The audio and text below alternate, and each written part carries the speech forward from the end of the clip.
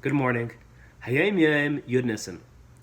So today's Hayom Yom is taken from a letter that the Friediker Rebbe wrote to someone after they had written to him that they had just built a woman's mikvah in their community.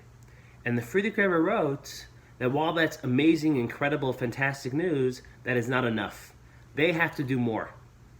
They have to launch a campaign to get as many women as physically possible to start using the mikvah. And it's not enough that they should just launch this campaign, but it needs to be negea b'nefesh. They have to really, really care. It needs to be of personal interest. And it's not enough that they should care about it as much as they care about taking care of their own physical needs. They have to care about it even more. They have to care about women using the mikvah more than they care about their own physical needs. It needs to be negea b'nefesh. It needs to be a need of the soul. It needs to be an existential need, where they cannot rest at night if there's women out there in their community that are not using the mikvah. Then the Friediker Rebbe told them that the most effective method for getting people to use the mikvah and encouraging people to use the mikvah is one where you're extremely kind and patient, and where you don't offend anyone or get on anyone's toes or step on anyone's toes. Then he told them that really, in truth, these people that are not using the mikvah deserve to be yelled at, deserve to be screamed at, deserve to be told off very harshly. Because through their actions, through not using the mikvah, they are bringing financial and medical calamities on the community. But we are trying to get them to actually use the mikvah. So we need to use the most effective method, and the most effective method is not to offend anyone. Then the Frieda Grab said something very, very interesting. He said, when people are young and stupid, they do all kinds of silly things. When people are young, they're in their 20s, they're in their 30s, they're in their 40s, maybe then they don't want to use the mikvah. But as people get older, they become wiser, they become more mature, people change. People do tshuva. Now he said, generally when you do tshuva for the sins and the averos you've done in your life, you could totally wash away those averos. He said the sin of not using the mikvah is particularly terrible because you can never fully do tshuva. You can never fully wipe away your sin. Because there are physical babies, there are physical children that were born out of that impure intimacy. And those babies, those children embody your sin. They are a walking, talking monument and testament to your sin. And therefore, you could never, ever fully wash away what you've done. You can never fully do tshuva.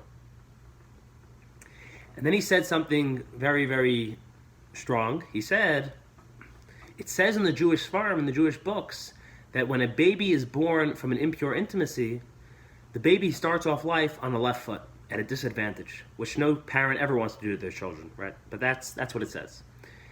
And he said, when these children grow up and they realize what happened to them, they are going to confront their parents. And they're going to ask their parents, how could you have done this to me? How could you have put me at such a disadvantage? How could you have given me this eternal stain? And he said, what are the parents going to say? How are the parents going to be able to look their children in the eye and answer them? So that's that. Then the Rebbe concluded the letter with the contents of today's Hayom Yom. And he wrote something amazing. He wrote something crazy. He said, imagine to yourself, picture to yourself, that there is a Jewish community out there that is being threatened with annihilation, with extinction, with death. And you have the opportunity to go in and save them, to rescue them. So he says, of course, you would run, you would do whatever needed to be done to save those Jews. You would do anything. You would spend any amount of money. You would go through any uncomfortable situation. You would do anything that needed to be done to save those people. And he says, not only would you go and save those people, but you would be so thankful to Hashem, you would be so happy that you were given the great opportunity, the great schus of saving these Jews, of saving these people's lives.